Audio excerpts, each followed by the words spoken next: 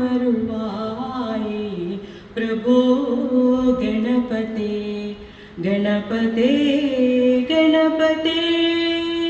ചാന്തു വണങ്ങി തുതി പാടിയാടിയുന്തൻ സന്നിധി ചരണടങ്ങോമേ.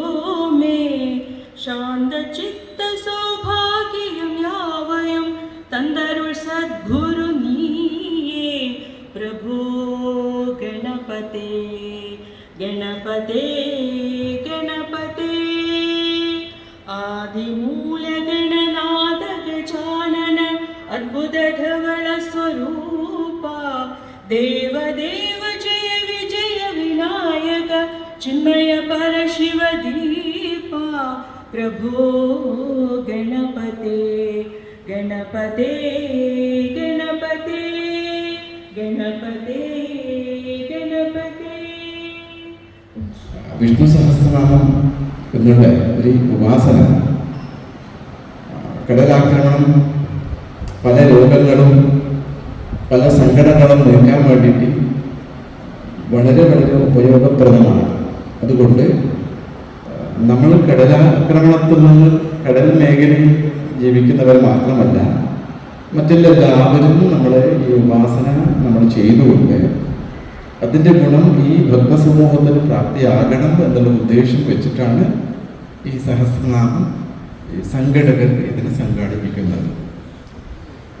പാവഞ്ചേ ജ്ഞാനശക്തി സുബ്രഹ്മണ്യ സ്വാമി ക്ഷേത്രത്തിൽ നിന്നാണ് ഇതിൻ്റെ പ്രധാന കേന്ദ്രം പ്രവർത്തകരായിട്ടുള്ളത്. കുന്താപുരം പയ്യന്നൂരിൽ നിന്ന് വെച്ച് കാസർഗോഡ് വരെയാണ് ഉദ്ദേശിച്ചിരുന്നത്. പക്ഷേ നമുക്ക് നമ്മുടെ കേരളത്തിലെ വെറും ചെറിയൊരു ഭാഗത്തിൽ മാത്രമല്ല, കേരളത്തിൻ്റെ അപ്പുറം ഇതിൻ്റെ ഈ ശ്രദ്ധകൾ, ഈ ഉപാസന അങ്ങോട്ട് എത്തണം എന്നുള്ള ഉദ്ദേശം കൊണ്ട് നമ്മളെ ആശ്രമത്തിൻ്റെ സ്വാധീനമായിട്ടുള്ള കാര്യങ്ങൾക്കെല്ലാം ഉള്ളതുകൊണ്ട്, ഇതുപോലെ ധാർമ്മികമായിട്ടുള്ള പ്രവർത്തനം താല്പര്യമുള്ള കഴിവുള്ളത് കൊണ്ട് നമ്മൾ ഇതിനെ കണ്ണൂർ പോലെ എത്തിച്ചാലോ എന്ന് ആലോചിച്ചു. അപ്പം കാഞ്ഞങ്ങാടിൽ ഗണേശ്, അതേപോലെ പയ്യന്നൂർ ശ്രീധർ നമ്പൂതിരി ഇവരൊക്കെ സംസാരിക്കും. അത് നമുക്ക് ധാരാളമായി ചെയ്യണമെന്ന് മാത്രമല്ല, അത് നല്ലൊരു ധാർമ്മികമായിട്ടുള്ളൊരു ചടങ്ങ് ചെയ്ത് അതിൻ്റെ സമാപനം അടക്കം കാസർഗോഡും കണ്ണൂർ ജില്ലയുടെ ഒരു സമാപന പരിപാടിയായിട്ട് നമ്മൾ കണ്ണൂരിൽ എന്തെങ്കിലും ആലോചിച്ചാലും എന്നുള്ള ചർച്ചകളും വന്നിട്ടുണ്ട്. ഇവിടെ നിന്ന് പറയുന്നത് കേവലം ഒരു പ്രയോഗാത്മകമായിട്ടുള്ള പരിപാടി നടത്തണമെന്ന്. അപ്പോൾ സഹസ്രനാമം മാത്രം ചൊല്ലേണ്ട ആവശ്യമില്ല. നമുക്ക് അതിനെ അനുവദിച്ച് എന്തെങ്കിലും ചെയ്യുന്നുണ്ടെങ്കിൽ ഈ അവർ പറഞ്ഞിട്ടുള്ള ആ 4 മണിന്ന് 6 മണിക്കുള്ള സമയത്ത് സഹസ്രനാമം മാത്രം ചൊല്ലുകയാണ്. അതിൻ്റെ പൂർവ്വവും ആനന്തരവും നമ്മളതിന് എങ്ങനെ നമ്മളതിന് സ്വരൂപണം ചെയ്യാം എന്നത് മറ്റേ സമയത്ത് നമ്മൾ പ്രത്യേകം ആലോചിക്കേണ്ടത്.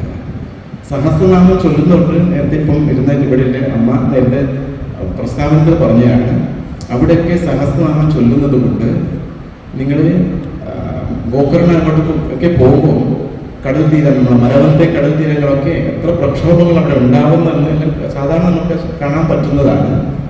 ഇതിൽ നിന്ന് കുറേ 10-15 വർഷം മുമ്പ് വളരെ വളരെ ദയനീയമായ അവസ്ഥ അവിടെ നാട്ടുകാർ അതിനെ നേരിടേണ്ടി വന്നതായിരുന്നു. പക്ഷേ ഇത്തരമുള്ള ഈ പരിപാടി സംഘടിപ്പിച്ച കാരണം കൊണ്ട് അവിടെ അതിന് ശേഷമുള്ള ദിവസങ്ങൾ അവിടെ കുറേ ശാന്തമായ കടലായിരുന്നു എല്ലാവരും കാണപ്പെട്ടത്. അതുകൊണ്ട് സഹസ്രനാമം ചൊല്ലുന്നത് കൊണ്ട് ഇത്തരമുള്ള പ്രാകൃതികമായിട്ടുള്ള വിഭവങ്ങൾ ശാന്തമാകും എന്നുള്ള ഫലശ്രുതി വചനം ഇവിടെ നമ്മളെല്ലാം നേരിട്ട അനുഭവം കാണാൻ പറ്റുന്നുണ്ട്. അതുകൊണ്ട് നമ്മളെല്ലാവരും കഴിയുന്നതും അധികം ആൾക്കാരെ നമ്മൾ കടൽ തീരത്ത് കൊണ്ടെത്തിച്ച് സഹസ്രനാമം നമ്മൾ ചൊല്ലാൻ കുറഞ്ഞത് 108 സംഖ്യ ഉണ്ടാവണമെന്നാണ് ആവശ്യമാണ്. പക്ഷെ അത് പറ്റില്ലെങ്കിൽ ഉള്ളവരെങ്കിലും ചെയ്യാം എന്നുള്ള അഭിപ്രായം നമുക്ക് വന്നിട്ടുണ്ട്. അതുകൊണ്ട് നമ്മൾ അടുത്ത ദിവസം നമ്മൾ ഇതിന് വേണ്ട നല്ലൊരു സ്വരൂപം നിശ്ചയിച്ചുകൊണ്ട് നമ്മൾ സഹസ്രനാമം ചെയ്യാം. ഇതിന് തീയതി കുറിച്ചിട്ടുള്ളത് ജനുവരി 26-ാം തീയതി വൈകുന്നേരം 4 മണി മുതൽ 6 മണി വരെയാണ്. അപ്പോൾ എന്തൊക്കെ ചെയ്യണം, എങ്ങനെ ചെയ്യണമെന്ന് ഇവിടുന്ന് കേന്ദ്ര കമ്മിറ്റി എന്തെങ്കിലും നിർദ്ദേശം തരും, അതിനെ നമ്മൾ അനുസരിച്ചുകൊണ്ട് മുന്നോട്ട് പോകാം.